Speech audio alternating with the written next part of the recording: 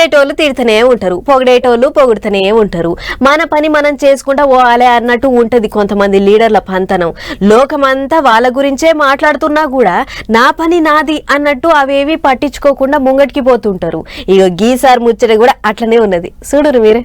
ఎవ్వలన్నా ఏటన్నా పోయినరి ఏమన్నా అనుకోండి, నా పని నాది అన్నట్టే ఉన్నది AP deputy CM Pawan sir. వ్యవహారం సారి చేతులున్న పంచాయతీరాజ్ శాఖను పరుగులు పెట్టించే ఇగురం చేస్తాడు. అసలే ఏపీల సుత లోకల్ ఎలక్షన్లు రానే వస్తున్నాయి, అందుకే సారు పంచాయతీరాజ్ శాఖను అన్ని తీర్ల ఇగుర పెడుతున్నాడు అన్నట్టు. ప్రతి చిన్న పనికి పబ్లిక్ జిల్లా ఆఫీసుకు పరుగులు పెట్టకుండా కొత్తగా జిల్లాల పోటీ డివిజన్ ఆఫీసులు చాలు చేసిండు సారు.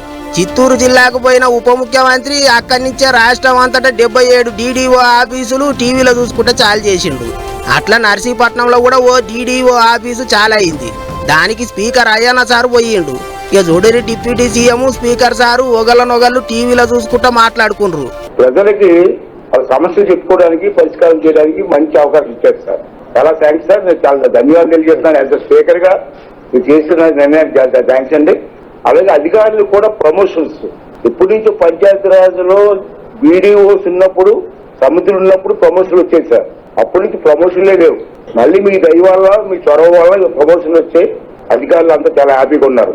కాదన్నట్టు ఏండ్ల సంది పంచాయతీరాజ్ శాఖల ప్రమోషన్లే లేవట. పవన్ సార్ వచ్చినాకనే ప్రమోషన్లు వచ్చినాయట.